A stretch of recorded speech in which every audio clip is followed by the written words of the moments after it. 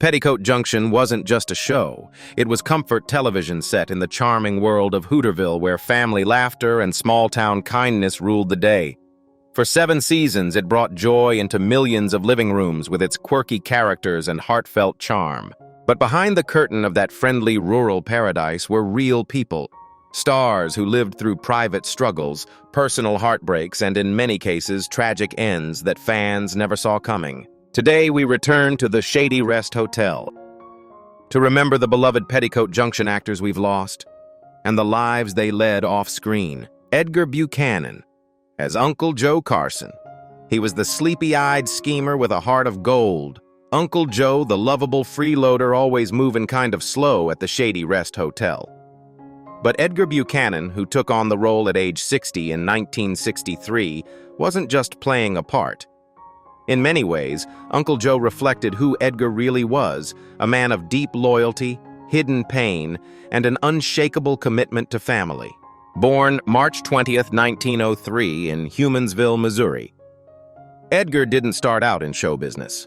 In fact, he spent the first part of his life as a licensed dentist, a career he pursued out of practicality, not passion. He married his college sweetheart Mildred, and together they ran a dental practice for several years. But Edgar always felt something missing. In his mid-30s, with a wife and child to support, he made a terrifying choice. He left dentistry behind to pursue acting. It was a late start and he was riddled with doubt. But it paid off slowly. He carved out a career playing sidekicks, prospectors, and comic relief in over 100 films, often alongside his close friend Glenn Ford.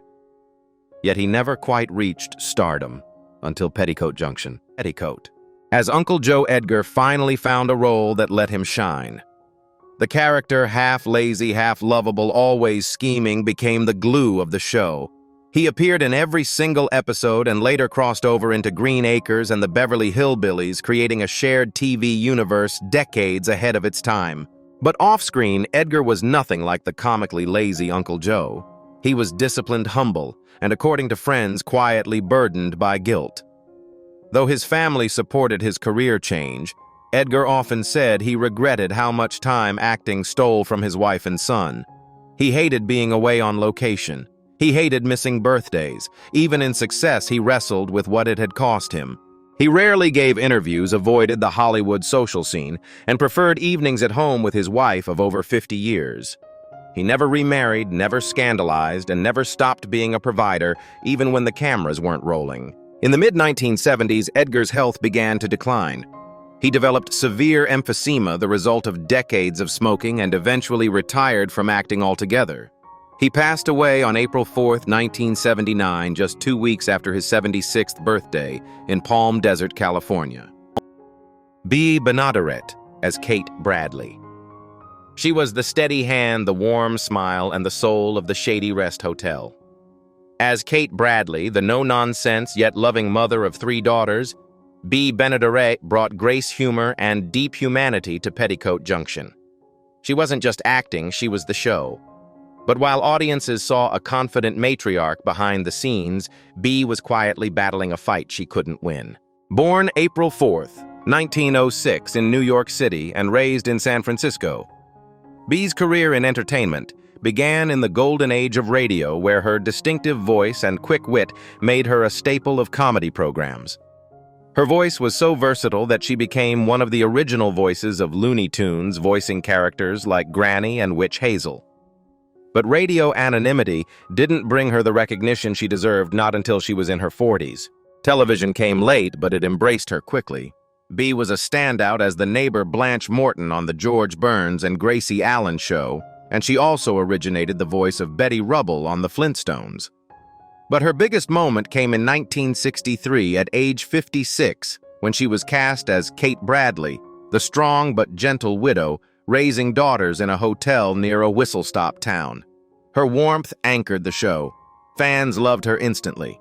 But just as she was finally enjoying the success she had worked her whole life for, tragedy struck. In 1967, Bea was diagnosed with lung cancer. She kept it mostly private, continuing to work on Petticoat Junction as long as she could, even while undergoing radiation treatments. Her once commanding voice became softer. She lost weight rapidly.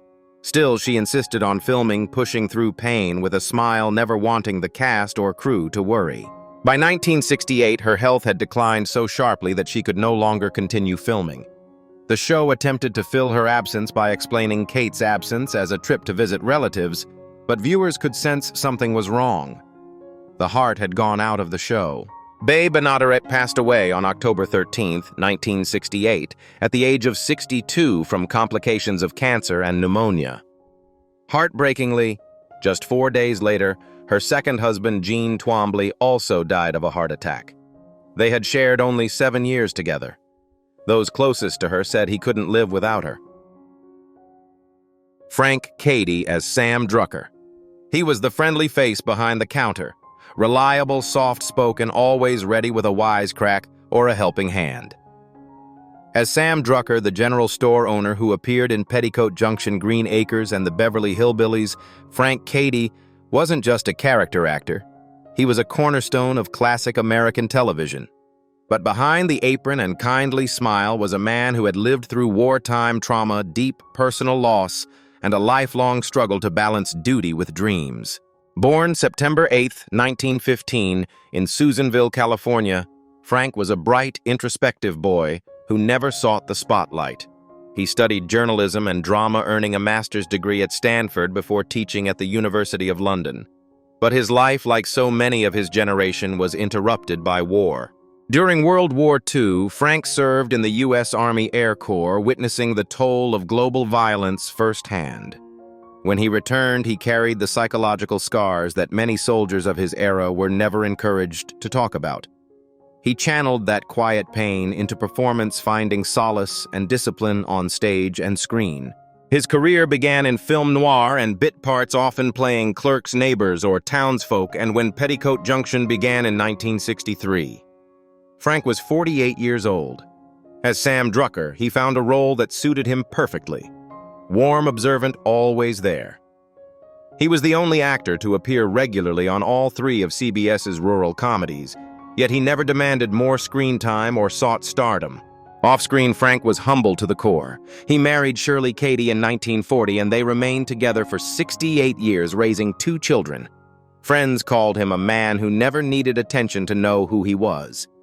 He hated red carpets, avoided Hollywood parties, and preferred gardening or classical music at home.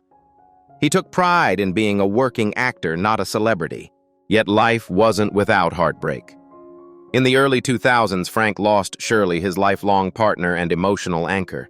Her passing left him profoundly lonely, and he quietly withdrew from public appearances altogether. Those who knew him say a part of him faded the day she died. Frank Katy passed away on June 8, 2012, at the remarkable age of 96 in Wilsonville, Oregon. By then, many of his co-stars were long gone. He was the last surviving regular from Green Acres and one of the final links to the golden age of TV rural comedy. Rof Davis as Floyd Smoot. With his floppy hat, big grin, and offbeat manner, Rof Davis became a fan favorite as Floyd Smoot, the kind-hearted train conductor on Petticoat Junction. As half of the lovable Cannonball crew, he brought gentle comedy and childlike wonder to every scene. But while Floyd made others laugh, Rof himself often struggled to find joy when the cameras stopped rolling. Born December 2, 1908 in Vinson, Oklahoma. Rof Davis, born Rufus Davidson, grew up in a poor farming family. Early on, he discovered a talent for mimicry and sound effects, often entertaining classmates by imitating trains, animals, and musical instruments using only his voice. That talent would carry him out of the fields and onto the vaudeville stage, where he became known as a novelty act with a quick tongue and a warm smile. In the 1930s and 1940s, Rof appeared in over 30 B-westerns, often cast as the comic sidekick. He also sang well enough to record a few songs and tour as a musical comedy performer. But despite his talents, Rof was always pigeonholed too funny for dramatic roles, too oddball for leading parts. By the 1950s, work began to dry up. Many of his old co-stars moved on to bigger fame. Rof did not. So when Petticoat Junction came calling in 1963, Rof was 55 years old and saw the role of Floyd Smoot as his second chance. Audiences adored Floyd's cheerful confusion, his musical duets with engineer Charlie Pratt, and his innocent joy. He wasn't the star, but he was the soul of the Cannonball Express. Rof never married and had no known children. Friends described him as sweet, sensitive, and easily hurt. He lived alone in a modest apartment, and even during Petticoat Junction's height was often seen eating solo in diners near the studio. Despite his kindness and professionalism, he struggled with feeling forgotten, especially after being quietly written out of the show in later seasons. In his final years, he lived simply and anonymously. He made occasional appearances at fan events and did charity shows for children, but his health began to decline. He suffered from heart issues, and on December 13, 1974, just 11 days after his 66th birthday, Rof Davis passed away in Torrance, California. Meredith McCrae as Billie Jo Bradley. She walked into Hooterville with golden hair, a confident smile, and a new energy. When Meredith McCrae took over the role of Billie Jo Bradley in Petticoat Junction's 4th season, she was just 22 years old, the 3rd actress to play the part, but the one who made it truly her own. With her natural poise and real-life showbiz roots, she gave the character more than beauty. She gave her soul. Born on May 30th, 1944 in Houston, Texas, Meredith was the daughter of famous parents, singer Gordon McCrae and actress Sheila McCrae. From the outside, it looked like a perfect Hollywood family. But inside the home, alcoholism, emotional distance, and instability made her childhood feel far from safe. Her father's addiction cast a long shadow over her early years, something she would later speak openly about. Despite the turbulence at home, Meredith pushed forward with quiet resilience. After joining Petticoat Junction, she instantly connected with viewers who saw her not just as the pretty one, but as clever, capable, and grounded traits she insisted be part of Billie Jo's new portrayal.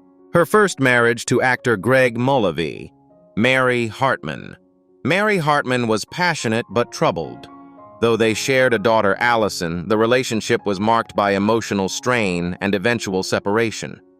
Meredith kept a public smile but privately struggled with the pressure of single motherhood, career stagnation, and the endless comparisons to her famous parents.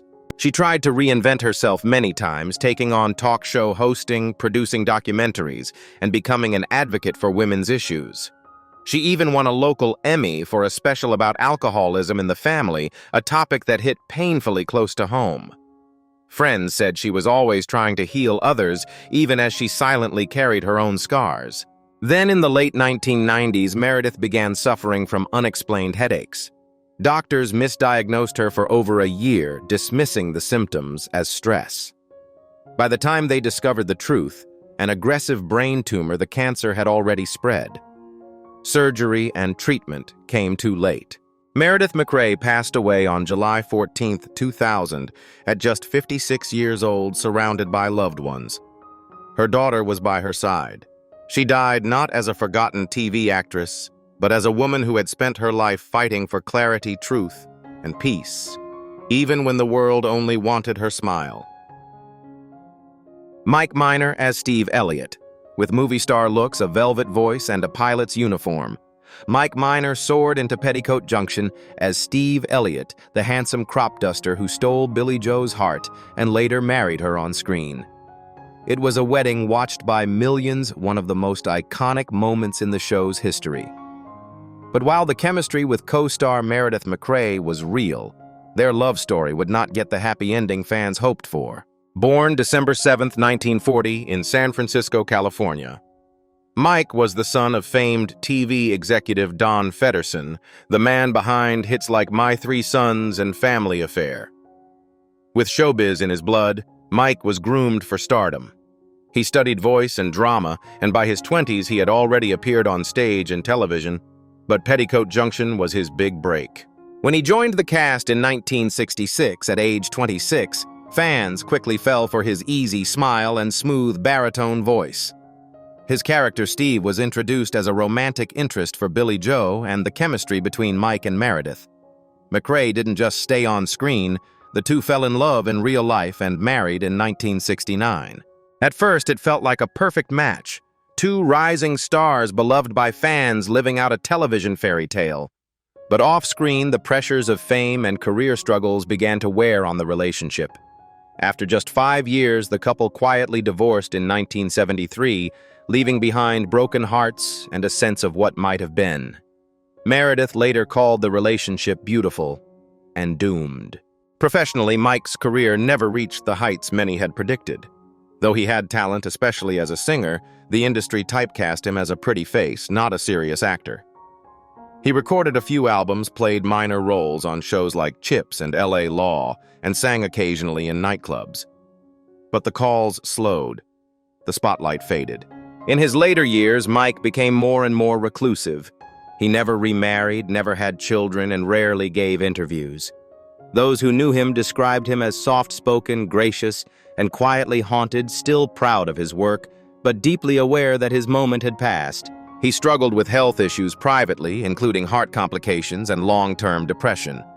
Unlike many of his co-stars, he never found a second act professionally or personally. Mike Minor passed away on January 28, 2016, at the age of 75 in New York. There were few headlines, no major tributes.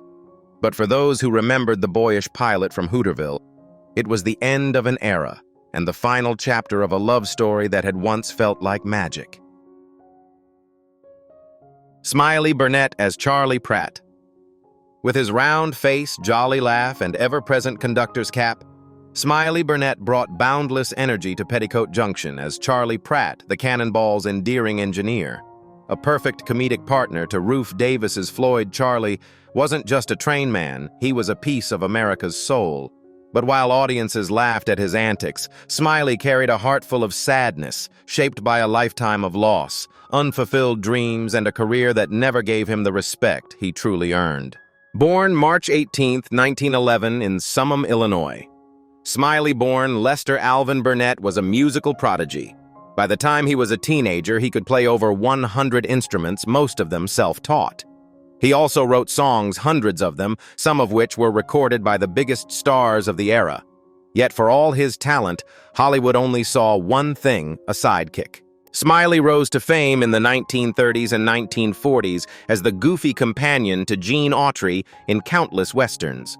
He became a staple of B-movie cowboy films, always the comic relief, never the hero. Behind the scenes, however, Smiley wrote many of the song's comedy bits, and even helped direct, often without credit. Despite making over 80 Western films, Smiley struggled financially. His contracts rarely included royalties, and as the Western craze faded in the 1950s, so did the calls. By the time Petticoat Junction began in 1963, Smiley was 52 years old, and viewed as a relic until producer Paul Henning offered him the role of Charlie Pratt. It was a chance at revival, and Smiley seized it with joy. Audiences loved him. Kids adored him. He became once again a household name, not as the forgotten cowboy clown, but as a lovable, irreplaceable piece of the Shady Rest family. But behind the scenes, Smiley's life remained difficult. His wife of over 30 years, Dallas, was chronically ill, and he took care of her between shoots. The industry still didn't treat him as an equal. He lived modestly, often refusing lavish offers, choosing instead to focus on his music and faith. He was a deeply religious man who donated much of his time and resources to charity work and church projects. In 1967, during the show's 4th season, Smiley's health declined rapidly. Years of chain smoking had led to leukemia, though he kept his illness private from most of the cast. He died suddenly on February 16, 1967, at the age of 55, just months before co-star Bea Benaderet would begin her own battle with cancer. Pat Woodell as Bobby Joe Bradley. When Petticoat Junction first aired in 1963, viewers instantly fell in love with Bobby Joe Bradley, the book-smart, soft-spoken brunette with big dreams and a shy smile. And for that first golden season, Pat Woodell, then just 19 years old, brought Bobby Joe to life with charm and sincerity. But while America was watching her rise, Pat was quietly realizing that fame wasn't what she'd hoped, and that the road ahead would be lonelier than anyone knew. Born July 12, 1944, in Winthrop, Massachusetts, Pat grew up with a love of music and performance. She studied drama, had a natural singing voice, and wanted desperately to be taken seriously as an actress and a vocalist. Landing the role of Bobby Jo so young felt like a dream, but almost immediately she felt boxed in. Producers wanted her to play Bobby Jo as the quiet sister, but Pat wanted more depth, more emotion, more independence, more truth. By the end of the second season, feeling artistically stifled and personally unsure, she made a bold decision to leave the show that had made her famous. She pursued a music career in the late 1960s, even touring with Jackie Gleason and recording several singles. But the industry had a hard time separating her from her TV persona. Radio stations saw her as the girl from that farm show. No one knew where to place her. After a few roles in low-budget exploitation films, choices she later regretted, Pat began to withdraw from the spotlight altogether. She married actor Gary Clark, but the marriage ended in divorce.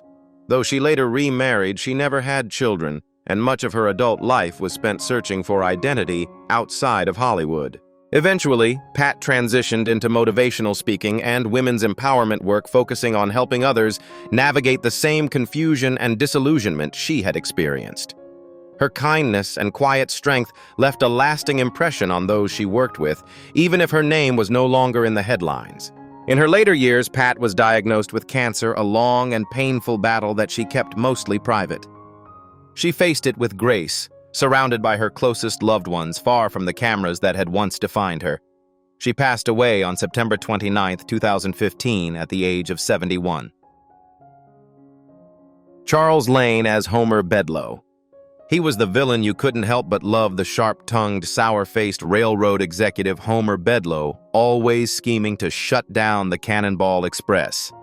As Petticoat Junction's most frequent antagonist, Charles Lane played the role to perfection.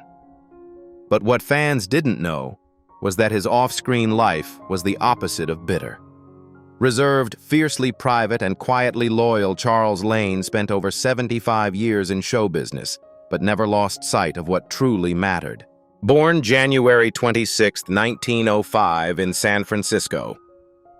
Charles Lane originally. Charles Levison lived through 2 world wars, the Great Depression, and the entire evolution of film and television. He didn't stumble into acting. He pursued it with disciplined training at the Pasadena Playhouse in the 1930s, and developing a reputation as the man who could make any bureaucrat, banker, or grump come alive on screen. When he joined Petticoat Junction in 1963 at age 58, he had already appeared in over 100 films, often uncredited, and had developed a signature persona: the fussy clerk, the impatient lawyer, the stone-faced inspector. In It's a Wonderful Life, Mr. Smith Goes to Washington and I Love Lucy Lane was the man who made rules ruined fun and stole scenes all in less than 5 minutes. Lane was known to friends as funny, generous, and deeply committed to the craft of acting. He married Ruth Covell, the love of his life, in 1931, and they remained together for 70 years until her death in 2002. It was her loss at age 95 that nearly broke him. He rarely spoke publicly afterward, retreating into grief with quiet dignity. Though he was adored by fellow actors, Lane often expressed frustration with how Hollywood favored good looks and fame over skill and consistency. He called himself a utility actor, never bitter but always keenly aware that his work, though essential, was rarely celebrated. He continued acting into his 90s. His last screen role came in 1995 when he was 90 years old.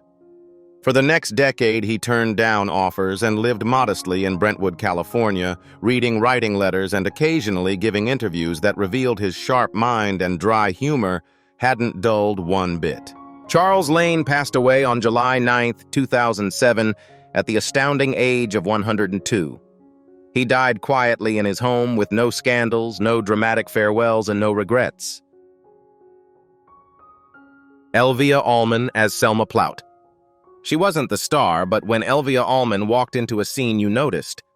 As Selma Plout, Hooterville's bossy busybody and social climber, Elia gave Petticoat Junction a jolt of delicious mischief. Dressed in lace pearls and self-importance, Selma tried to outclass everyone at the Shady Rest, and usually failed in the funniest ways. But the woman behind the character was far more complex, a trailblazer in radio, a voice behind iconic cartoons, and a woman whose private life was filled with isolation, quiet ambition, and the sting of being forgotten. Born September 19, 1904, in North Carolina, Elia came of age when women in entertainment were still expected to smile and disappear. But she refused to vanish. She began in radio in the 1920s and quickly became known for her knack for comedic timing and biting delivery. She worked with everyone from Jack Benny to Edgar Buchanan, yet rarely got top billing. In the 1940s and 1950s, Elia transitioned into animation, becoming the voice of several Looney Tunes characters, including the loud-mouthed Granny in early versions and various maternal roles. She was also heard in Tom and Jerry the Flintstones and dozens of uncredited background voices. She was everywhere, and yet no one knew her name. Her career in live-action TV was built around one thing: typecasting. She was almost always cast as the meddling aunt, the prudish neighbor, or the overbearing spinster.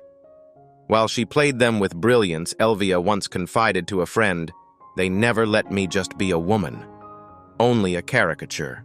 When she joined Petticoat Junction in 1965 at age 61, she infused Selma Plout with exactly what the show needed: a character who could push buttons and still make you laugh. Her scenes with Kate Bradley and the Bradley Girls added a layer of social satire that gave the sweet country setting a sharp edge.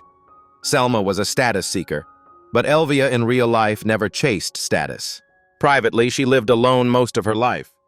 She never married, had no children, and remained devoted to her craft well into her later years. While other actresses slowed down, Elia kept working voice acting, performing in bit parts, even showing up in the Beverly Hillbillies and the Lucy Show. But old age in Hollywood is rarely kind, especially to women known for character roles.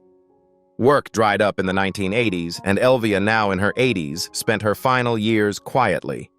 She had no entourage, no retirement headlines, just a room full of scripts, radio reels, and a handful of handwritten fan letters from people who still remembered that funny lady with the glasses. Elia Alman passed away on March 6, 1992, at the age of 87 in Santa Monica, California. Eddie Albert as Oliver Wendell Douglas. He wanted to grow crops and live in peace, but chaos always followed him, and America loved every second of it. As Oliver Wendell Douglas, the city slicker turned rural dreamer in Green Acres, Eddie Albert became a household name.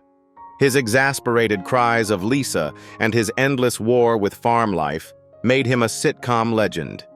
But off-screen, Eddie was nothing like his TV persona. His life was marked by haunting wartime secrets, profound personal loss, and a lifelong battle to reconcile fame with purpose.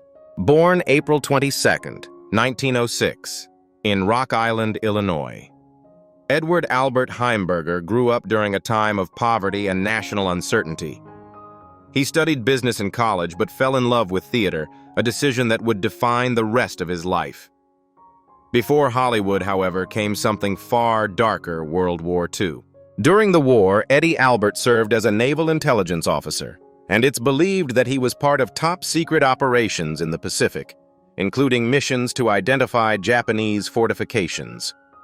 But the most haunting moment came during the Battle of Tarawa in 1943, where he saved over 70 wounded Marines under enemy fire.